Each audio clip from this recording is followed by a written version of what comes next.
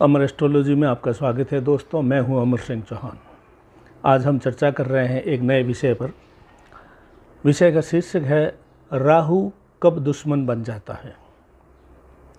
साधारणतः हम लोग राहु से डरते हैं, घबराते हैं और किसी न किसी रूप में वो हमें डर देता है। लेकिन राहु दुश्मन कब बन जाता है और कब दुश्मन नहीं होता है, ये दोनों की चर्चा आज हम करेंगे दोस्तों। राहु दुश्मन कब बनता है? जब राहु कुंडली में नेगेटिव हो। और राहु जो है दोस्त कब बनता है? जब कुंडली में राहु जो है पॉजिटिव स्थिति में हो।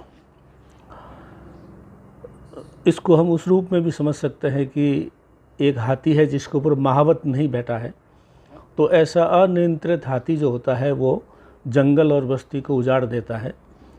तो राहु भी अगर अनियंत्रित है तो वो नुकसान करेगा। राहु को कौन नियंत्रित करता है, इसकी चर्चा हम आगे करेंगे विस्तार में। मंगल वैसे करता है राहु को नियंत्रित। और नियंत्रित राहु कौन सा होता है? जिसके ऊपर महावत बैठा हो, हाथ में अंकुश हो। अंकुश लोहे का होता है। हाथी कितना बड़ा होता है, ऊपर बैठा हुआ राहु उसके सामने चींटी के समान, उसके ऊपर बैठा हुआ महावत जो है वो चींटी के समान होता है, लेकिन उसके हाथ में जो अंकुश होता है उसके डर से हाथी बड़ा नियंत्रण में रहता है। तो पॉजिटिव जो राहु है वो ऐसा हाथी है जिसके ऊपर महावत बैठा है, अंकुश लिए हुए है।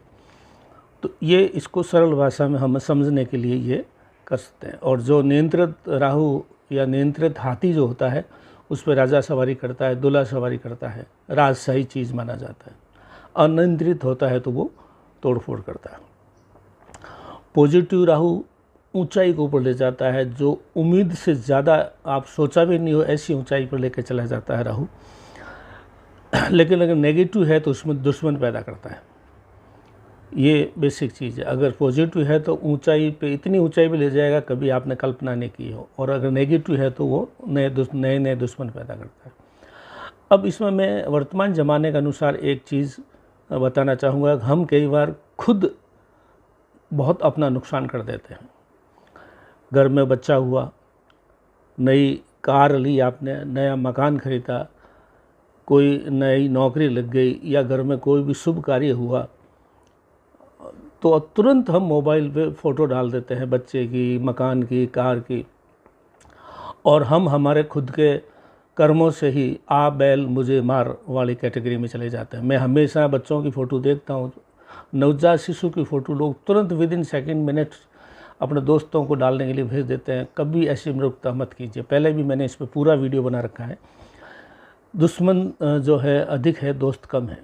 तो जो नज़र दोस्तों की शुभ नज़र पड़ती है तो दुश्मनों की अशुभ नज़र पड़ती है। तो बगैर बताए आप अपना मखौल नहीं उड़ावें। एक मारवाड़ी बनिए की तरह चले जो अपनी चीज़ों को ढक के रखता है। अनावश्यक जो है सांड को लाल कपड़ा नहीं दिखाते हैं। मोबाइल पे फ़ोटो डालना ये आज की मूर्खता की सबसे बड़ी कैटेगरी। राहु को आमंत्रित करते हैं, दुश्मनों को कहते हैं देखो हमें ये मिल गया। तो दुश्मन चिढ़ के आपके लिए बद्दुआएं करेगा। तो ये हमें नहीं करना है। और राहु जो है अच्छों के हैकड़ी निकाल देता है, इसलिए हैकड़ी में न रहें। मोबाइल पे तुरंत फ़ोटो डालना एक तरह की हैकड़ी है, तो वो न करें।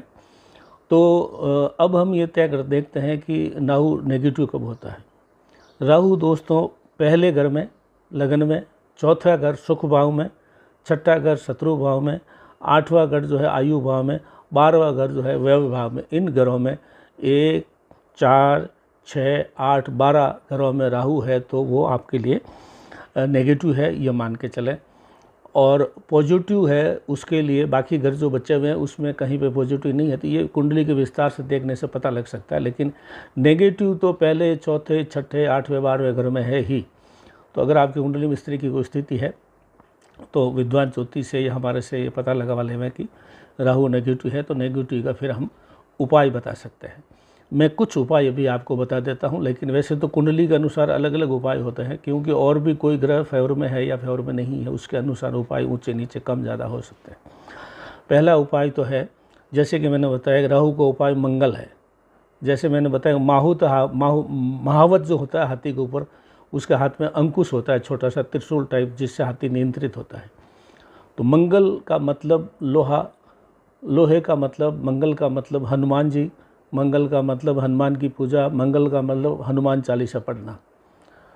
तो ये मंगल ही राहु को नियंत्रित करता है। अतः उपाय के रूप में हनुमान मंदिर जाएं मंगलवार को और हनुमान चालीसा पढ़ें, सबसे सरल उपाय, सस्ता उपाय।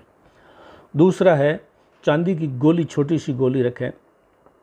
मतलब आप देखिए जो साइकिल के पहले उसमें चैन में, उसमें फ्रिवल में छर्रा डालते थे, लगभग उसी छर्रे साइज की गोली जो है आप चांदी की रखें। पर्स पर रखें तो सबसे अच्छा, जेब में या बैग में भी रख सकते हैं, गले में भी रख सकते हैं।